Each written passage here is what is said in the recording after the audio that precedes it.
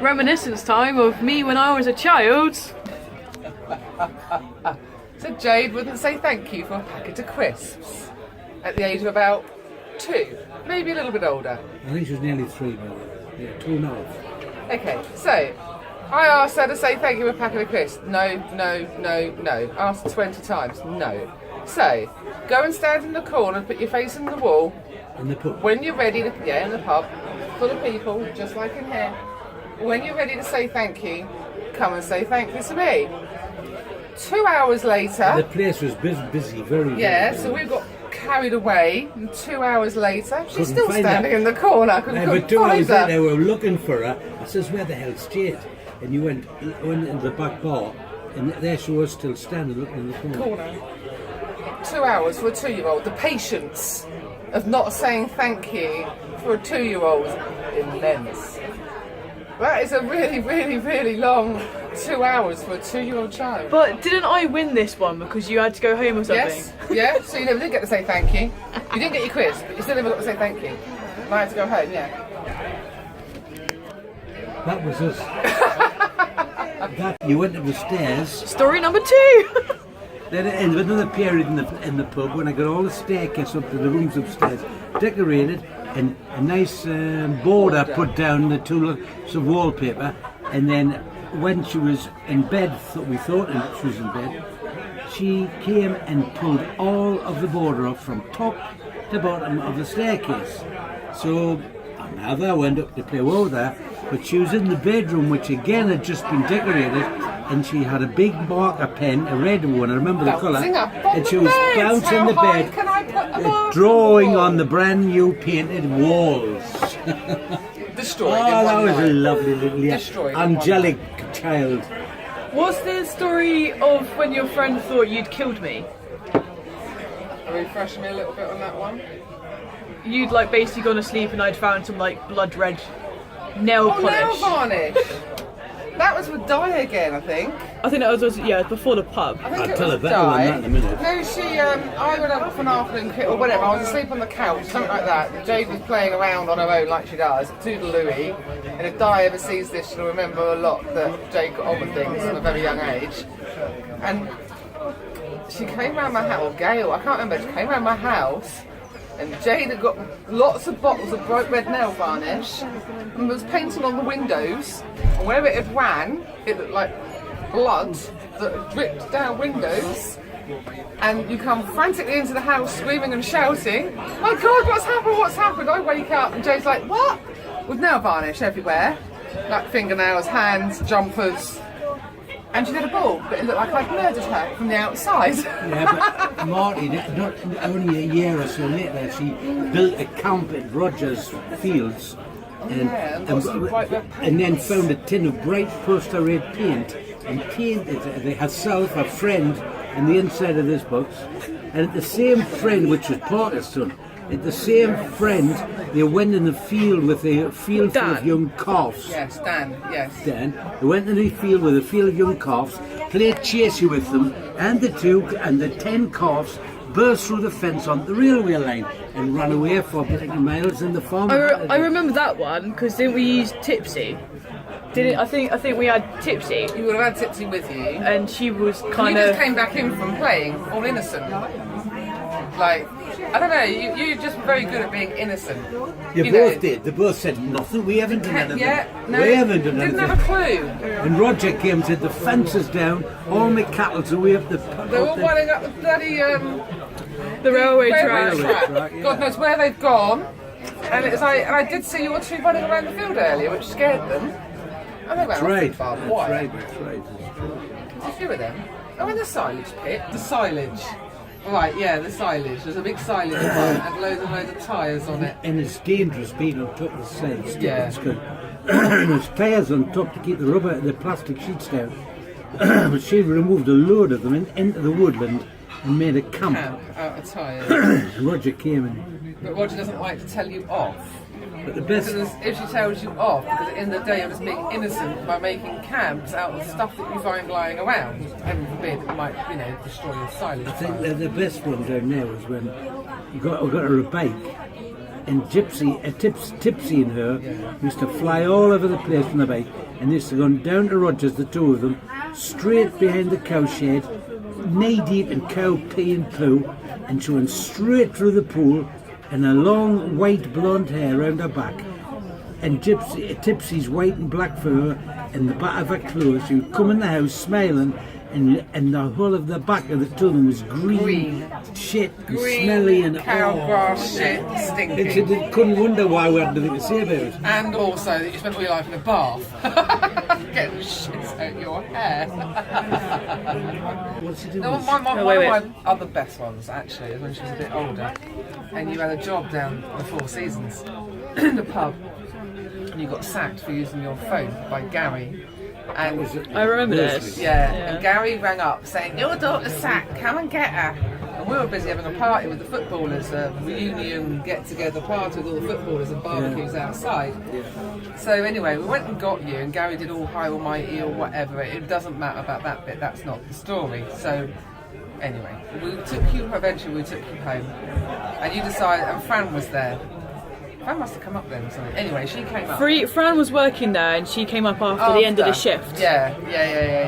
And you decided to drink, but little did we know it was on an empty stomach.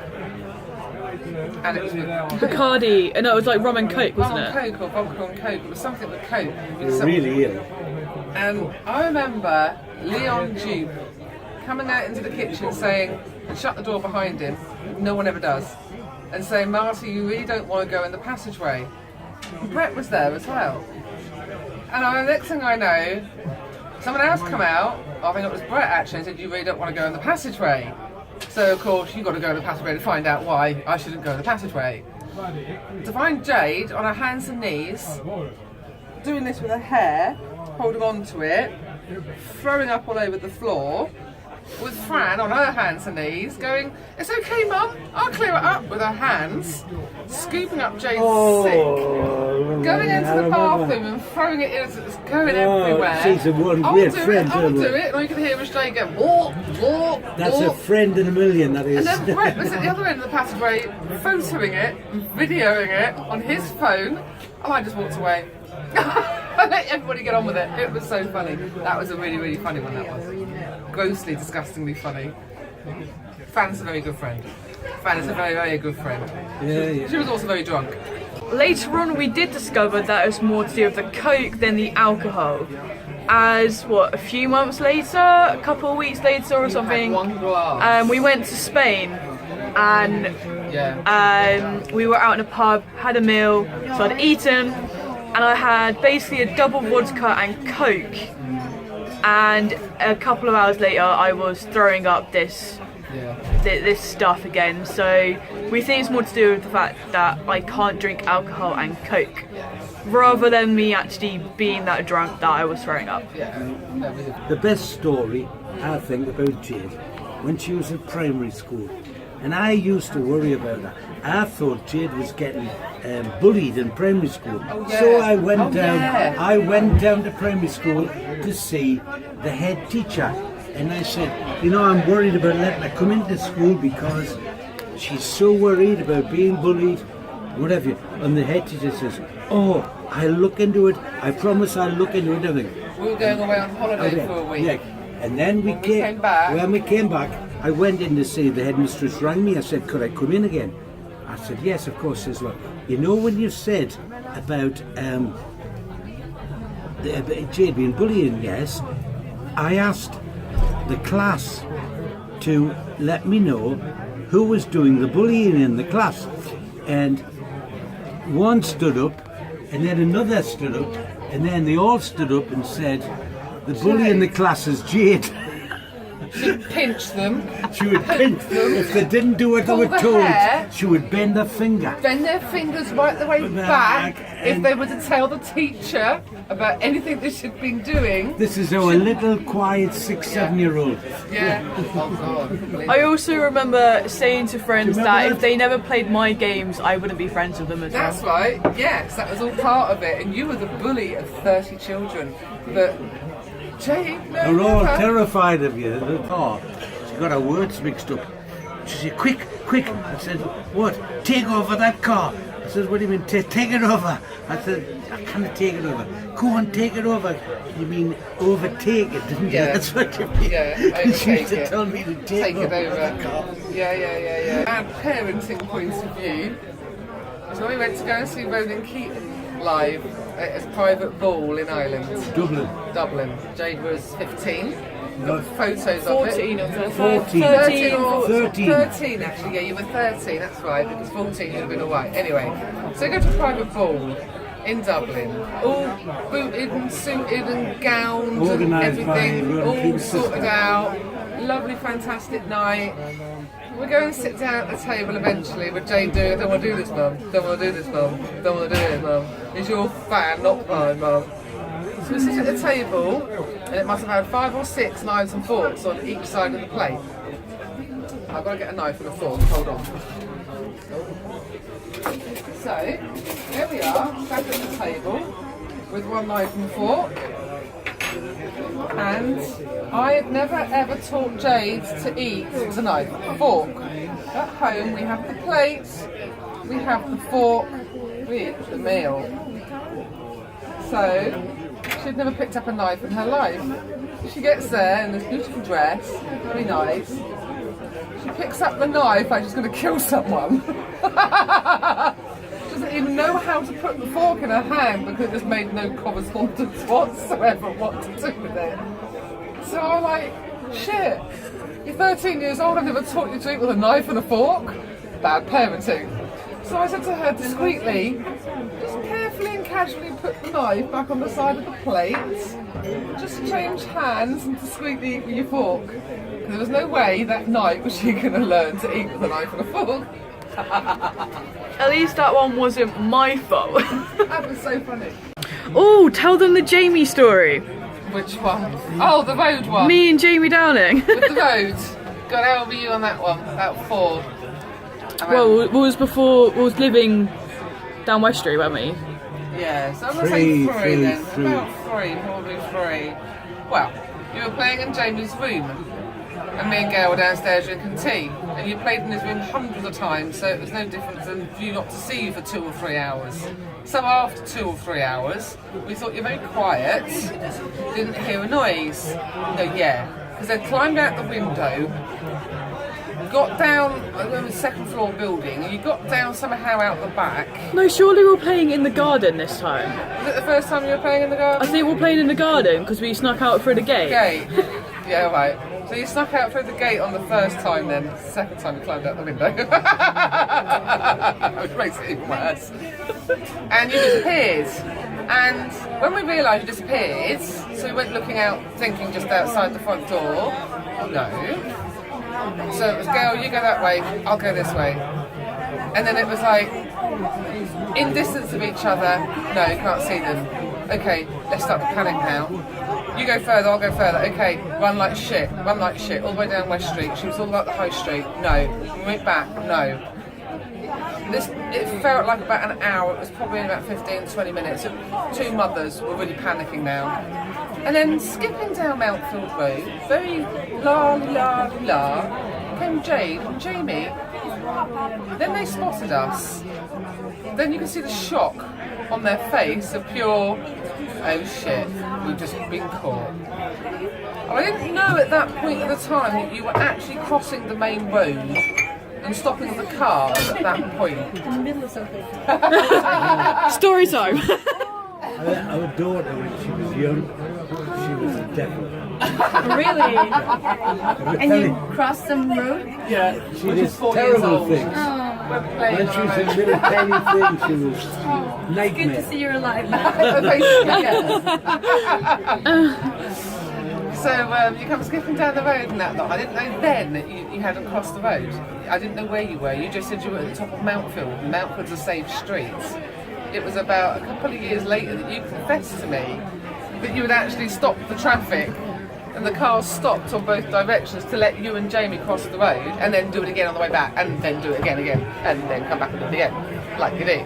So anyway, But did we tell you the part where we'd actually walked on the main road further up to like the footpath? well obviously not, no, I've only And just then- found that out now. Just 24. I just found that out today. So anyway, what I did as punishment is the best bit. I made you stand in the middle of the main road. I made the traffic stop, explained to the traffic what I was doing and why, to teach my daughter and her friends, do not play with cars in the roads. Then I asked the traffic to move at them. She forgets the part where we were planted next to each other but facing opposite directions. Back to back, Yeah, back anyway, to back, yeah. facing cars. I tell you a good story. And then, this just Karen, because it's the same story. Hold on, yeah. You sent us to Jamie's room. Oh, that was right, yeah. So I sent her to Jamie's room of punishment, like you do, and me and Gail were giggling downstairs, but they didn't hear us giggling, really. And then it all went quiet again. And they climbed out the fucking window, down a drain pipe, and we're playing, I think you were only playing in the back garden this time. Well, I had to take you home. Which was next door. Well, it was next door, yeah, but I said to take you home because you wouldn't even go and play in his room and be trusted to play in his room. You still climbed out the fucking window. Where there was a nice story. I don't know how old they were. We used to go to the Shanklin Cricket Club, watch the games. We were regular watchers there, and we had seats at the side watching. And they were both there, and when they stopped for a break in the match for tea, Jade said to Jamie, "Come on, we're going for a run round the whole cricket field." And off they went, and Jamie went tearing away in front of Jade, and Jade was just jogging along steadily. And they went around. They went around about 4 times, and Jamie was pumping and panting by then. just And fell to the floor and died. Jade caught him up, and he eventually fell to the floor patting, and she kept running around until the teams came back out of it. Yeah, she ran. She just went ran. You didn't change your pace once. No, not once. it was Now I can't even run up the stairs.